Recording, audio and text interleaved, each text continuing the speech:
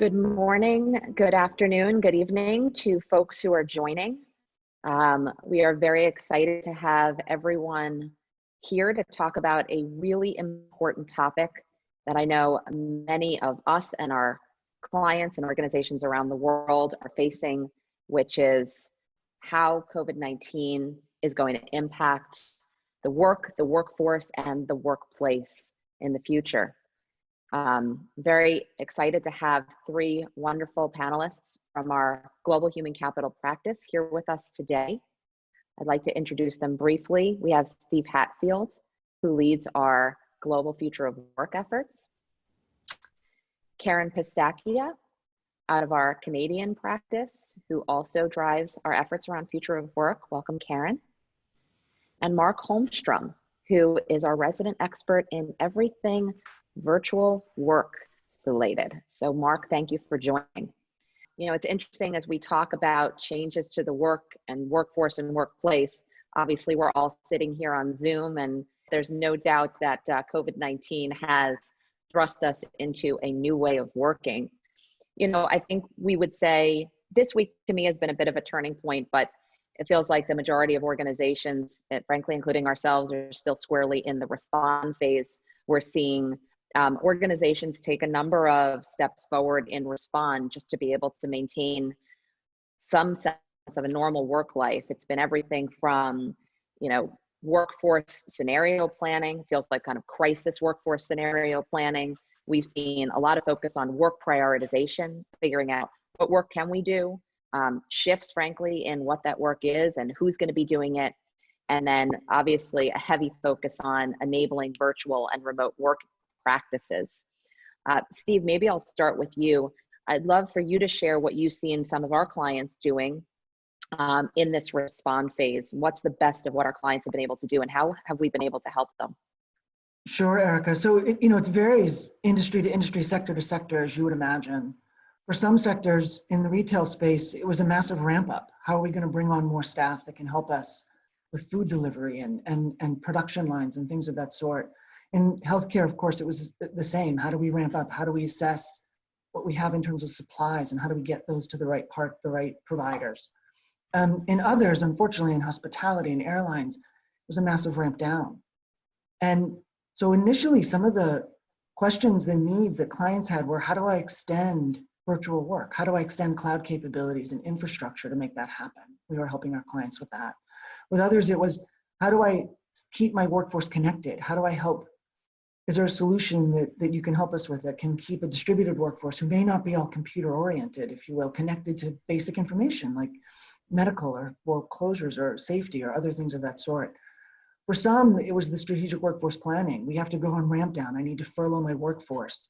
And we help clients build internal career marketplaces to redeploy people, connect clients who were trying to furlough workers to those other clients that may have been hiring people so that they could locate jobs. And we did some interesting things with alternative work, gig economy platforms for the knowledge worker set.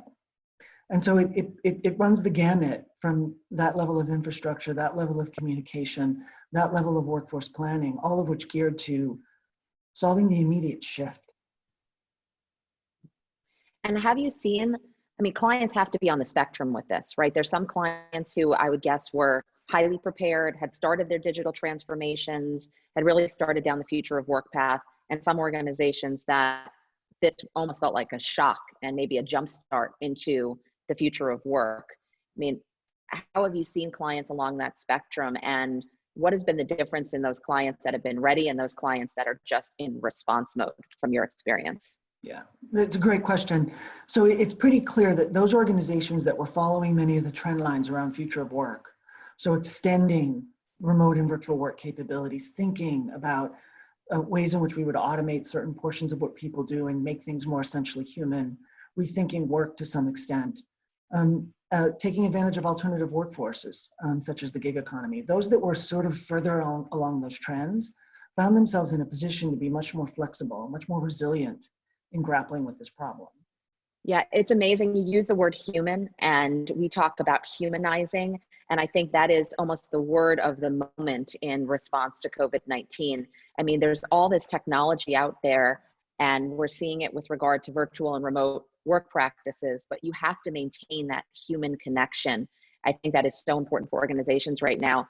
Mark, I'd love to get a view from you. Obviously, virtual work practices have become huge. We're practicing them. Every organization's practicing them to maintain that human connection, to really make it work in organizations. It has to be a more thoughtful approach. Can you share some of your perspectives on that? Yeah, definitely. I think, first of all, it's interesting, the companies that have invested, to Steve's point earlier, in being digital, it's really exposed those companies in a positive way. If you think about that, what that requires, it does require some kind of unique things, right? It requires a different way to embrace tech, right? The folks that historically have kind of shied away from technology within organizations are really forced now to drive and understand how to use technology. Technology has really become that major channel, that lifeblood, that glue that ties you to your organization, right? One of the things that's become very obvious to most organizations is that productivity in a remote world has to be thought of differently. I don't know if you guys are feeling it. I know that everyone I talk to is feeling it, that the back-to-back meeting after meeting approach is a really challenging model for most people because there's no downtime. So one of the great opportunities is not only just to have technology and understand how to use it, but more importantly, make organizational decisions on what the behaviors that you're going to drive in order to really be productive. The reality is these are organizational policies and procedures that need to be rethought and reimagined in totally new ways, right? We're talking about impacting the whole workforce, how they work, what those policies and practices are, and frankly, the manager and the leader behaviors that are needed to reinforce those policies and bring them to life. It really does become the transformation of the organization as a whole. And I think that's what's interesting in the context of this shift to virtual work.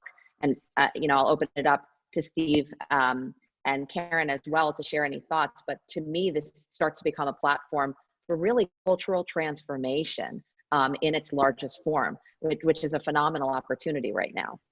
And I think we've done a good job summarizing what's happening in Respond. The good news is I think we're shifting into recovery. At least it starts to feel that way, right? We have several countries in Europe that are starting to lift restrictions, several states in the US that are doing so. China obviously was out in front on that. And, despite the fact that we're seeing some secondary waves of the virus, it feels like that shift to recovery has started to begin in earnest.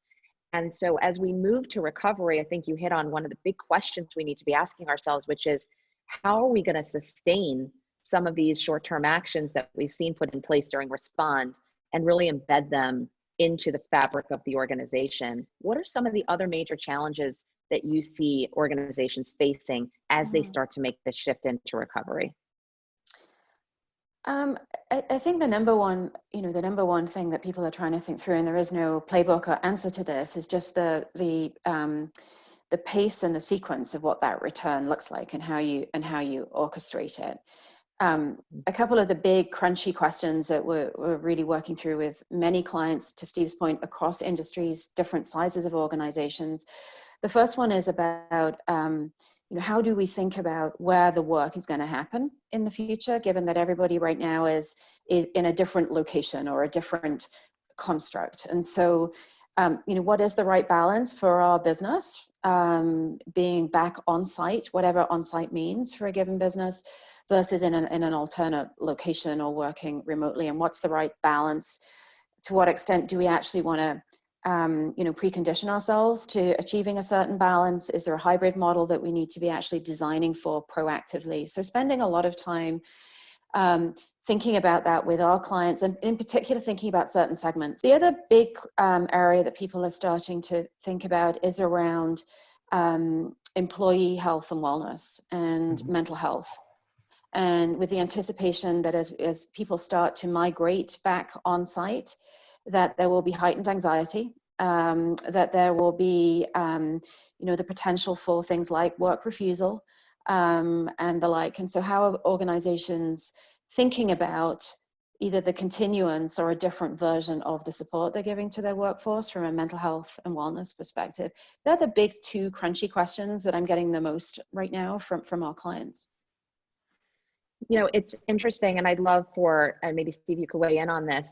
You know, you said there's not a playbook, and I agree. There's not a playbook for this. We're all going through it for the first time, but there is data that's available, right? I mean, this doesn't have to be an approach that's made on guesses per se, because there's data that's out there. And I know we've done that with some of our clients where we've helped them actually use that data to think through what segments, you know, what work can change for what segments of the population, where people can work in different ways, where technology can play a role.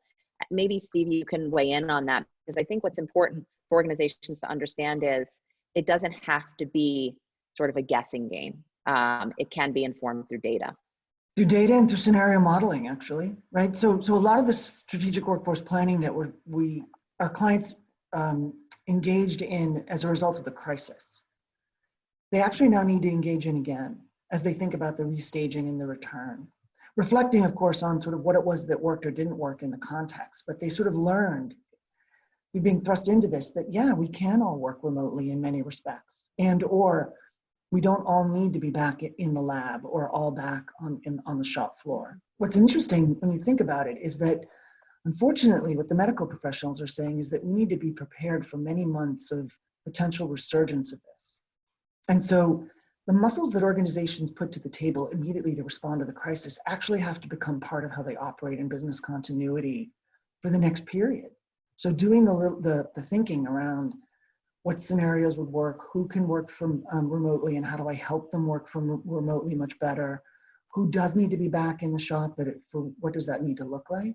And so Steve and Karen, I want to turn to both of you to share, as organizations are shifting into recovery, what are the major steps that they need to take, and how can they bring together this blending of technology and humanity as they're thinking forward? Maybe Steve, you can kick us off, and Karen, you can share some of your thoughts around that process as well.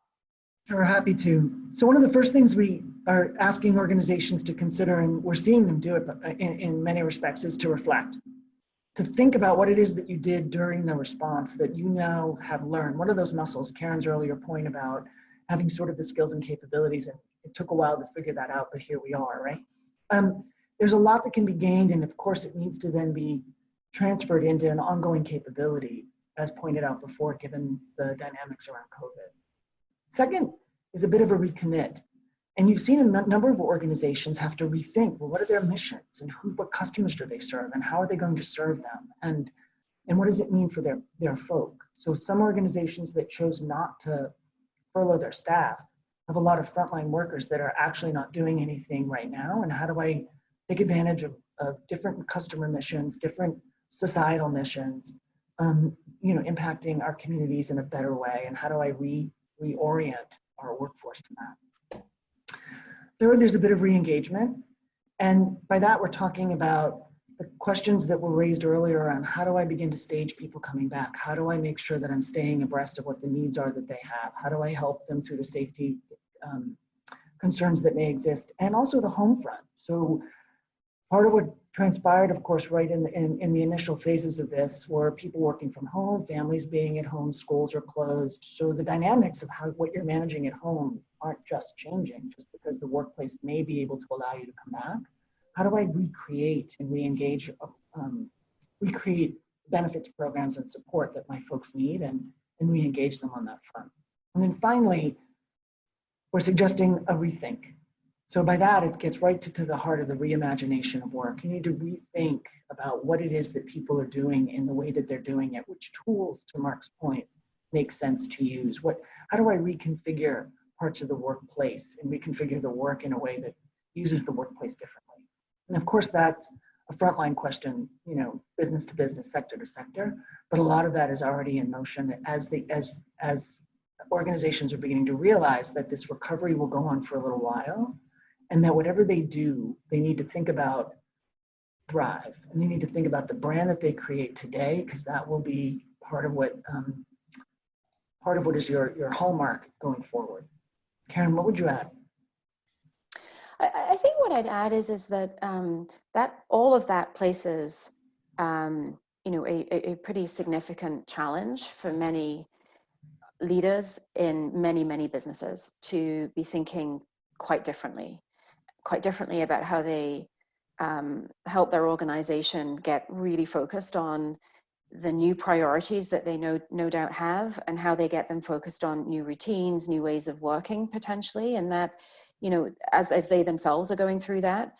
I think also as it relates to, rethinking, to Mark's point earlier, it puts pressure on organizations to rethink how work gets done, the type of work they're doing, but how they think about things like teams in their organization. I mean, and how you manage and lead teams differently when much more dispersed, perhaps requiring, as we've all experienced, new skills, new capabilities to be effective. And so I think it challenges leaders to think about, how they navigate and lead their businesses through this recovery phase. It'll fundamentally challenge some of the principles that they've grown up on. Would be one point I'd add. And, we talk about this reimagination of work. We talk about thinking differently, but how do we put that into practice? Can we give an example of how we've helped a client really reimagine work? What do we take them through? What does that process look like? Because I think it almost could sound like an abstract concept, but the reality is we have a formal process to help our clients really think through this, Steve, to your point, in a both a data and a scenario-based way. And I think it would be instructive to share a bit of that. Yeah, I could certainly add what we do with our clients, and I'll take a team example just because we do this at individual, team, and organizational level. So just maybe I'll start with individual first. We have all sorts of tools and techniques and training around Virtually There is one of our assets that just came out around how do you create these new norms and behaviors broadly across different individuals within an organization, so that you have a foundational level of capability. At the org level, it's about getting the tools and technology in place, getting leadership on board, getting leaders to understand and model behavior, putting the systems in place for people to be successful. The magic is really at that team level, right? How do you get teams to commit to new ways of working? And one of the things that we found in terms of our methodology is first, there's a pretty significant hurdle that teams need to overcome to commit to a new way of working. John Gorville talks about it as a 9x hurdle over status quo. And the concept is that if I individually wanted to transform my team, it's really hard to do. But if we collectively as a team commit to work differently, we're able to make a major change. So the first hurdle is overcoming status quo and getting a team to commit to new ways of working. And then the second hurdle is to create a habit. And the new habits require new behaviors, art of the possible, bringing in a ton of outside-in thinking from clients that allow people to imagine a new future. And then the last step is really around getting the teams to actually tactically understand what are they going to do 5 minutes after they step out of a meeting and commit to new ways of working, 5 days, 5 weeks, 5 months, with the goal of creating new habits. The goal is to get teams to commit to work differently, understand what's possible, and really be their own self-reinforcing mechanism to nudge each other, to push each other, to really adopt new ways of working. And what I love about that example and that way of working is that you're actually bringing the people and the workforce through that journey also. You're unleashing part of those human capabilities, those essentially human things, Steve, that you talked about earlier, by giving them also the opportunity to participate in that process, in the reimagination process, which I think is so incredibly powerful. I also love this focus on teams. It feels right now that a lot of organizations are looking at their organization structure and saying, is the way we're structured working? And we've been seeing the emergence of teams coming into the organization for the past 4 or 5 years, I think, in earnest, but it feels like now there's going to be an acceleration of the move towards a more adaptable organization structure, ways of working. People need to get more nimble. Teams are going to be hugely important to that. So we talked about the work. Let's talk about the workforce itself. What are the trends we're seeing as it relates to the workforce? You know, we have the gig economy had been picking up steam even before COVID. Is that now accelerating? What other shifts are we seeing as it relates to the workforce? Karen, I'd love to hear any perspectives that you have on what we're seeing related to the workforce and what we're doing to help organizations rethink what their workforce composition is.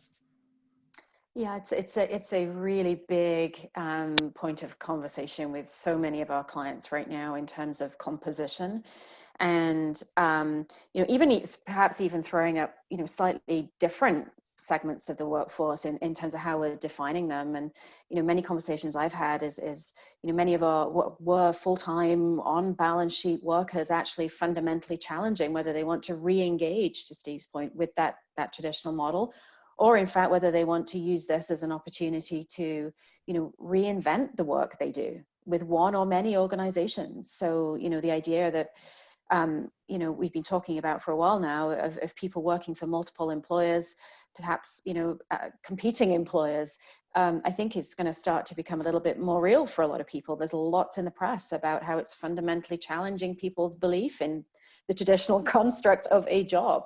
So that would be from, you know, an employee or a worker's perspective.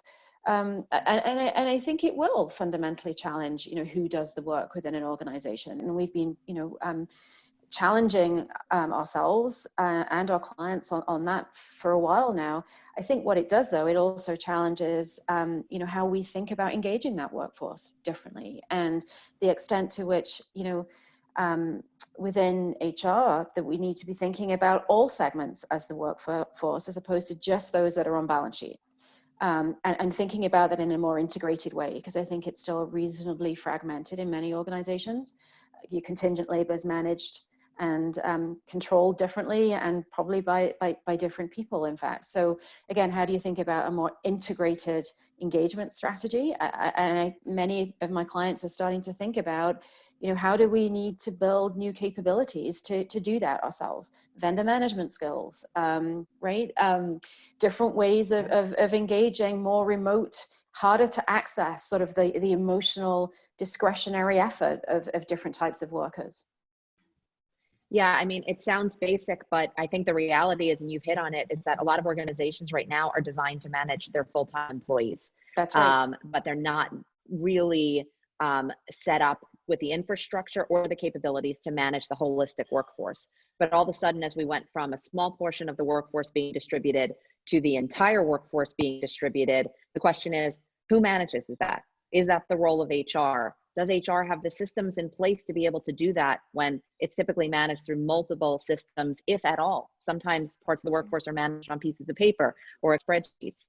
And then where does that function end up sitting within an organization? Does a new workforce management function start to emerge? Is that part of HR or separate? I think these are huge questions that our clients need to be asking themselves right now. But there is also a huge opportunity right now to reboot what HR is focused on. What are you talking about with your HR clients, CHROs? What are some of the changes that they're thinking about making as they look towards this rebooting that's needed to occur while they're actually still driving our response to respond and recover? Any comments or thoughts on that? I'll maybe start. You know, one of the conversations and one of the critical success factors for the future of work is that we need to get the functions to think outside of their box, right? HR, IT, facilities, business leaders all need to work together to solve these human-centered problems. For years, you know, CHROs have been trying to get a seat at the business table and be relevant. They are right now the most critical function working hand in hand with CEO.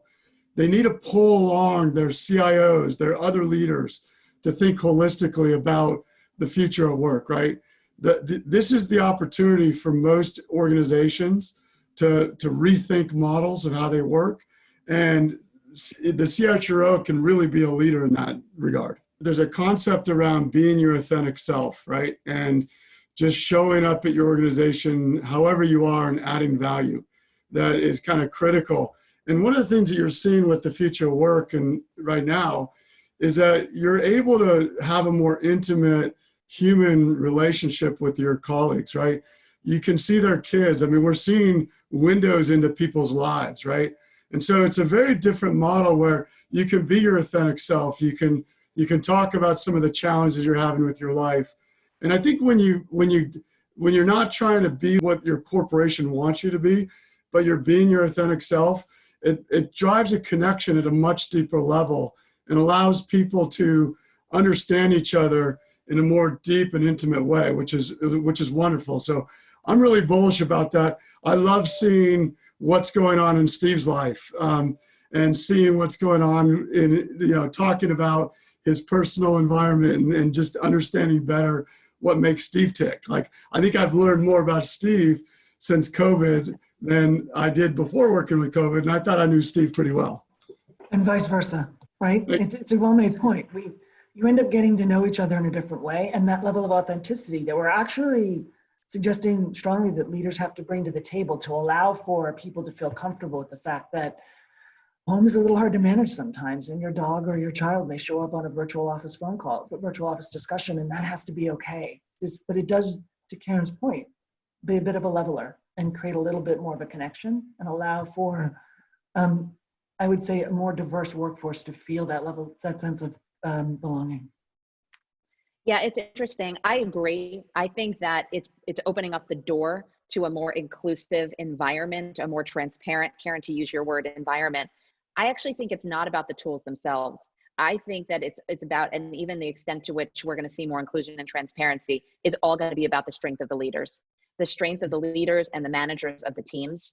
And I think we're actually going to see in response to post-COVID is organizations are going to look and say, do I have strength in leadership or do I not? I think we're going to see massive investments in leadership programs, in training programs for managers, in learning those essential human skills, because it's not the technology tools themselves. Technology can do almost anything. The question is, what should we be doing? And that's where the human side of it comes in.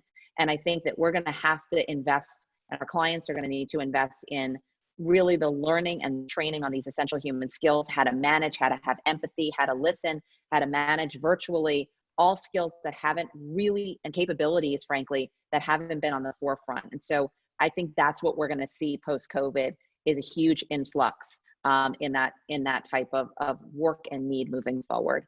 Yeah, no, I would just add, I love that. And the future of work is human. You've got to think about value and balance across all the stakeholders. It can't just benefit the company. It just can't benefit someone else. It's got to be very personal. We spend a lot of time when we think about cost, value, and meaning with our clients about thinking about the stakeholders, like the individuals. How does this new way of working create value for me, right? And also for the company. So it's a balanced equation. We don't over-index on just value for company. And then secondly, how does it create value for our customers, right? Like the best transformations of how you work create value for all people that participate in that transformation versus one party. I love that. That will be your closing thought as we wrap up this focus on cost, value, meaning. No doubt incredibly important as organizations have to think about how to embed meaning into work for their workers every single day. So important. Karen, let me turn it to you. What is your one last thought or piece of advice that you would give as organizations are grappling with this huge topic of workforce, workplace post-COVID-19? I would say, be careful that we don't run too quickly back into the depths or the deepness of the next phase. Take the time to be reflective. And now is the time, and I mean now as in the next couple of weeks is the time to take that reflective sort of moment to think about what went well, what did we learn, and what must we absolutely carry forward to drive performance and productivity. Steve? It's a great question. I think I would build on what Karen has said and offer that the opportunity to change the way things have operated, to rethink, to reimagine is upon us. And we will not be going back to what previously how we all operated. It will be a new and a next to normal. And so take advantage of that to think it through and think it through in terms of workforce, workplace, so that you're set for what will continue, unfortunately, at least during recovery, and then moving into thrive and be ready for sort of the next century. So with that, I want to thank our panelists, Mark Holmstrom, Steve Hatfield, and birthday girl, as I understand it, Karen Pistachia. Happy birthday from all of us. Thank you everyone for listening, and look forward to engaging everyone on this topic moving forward.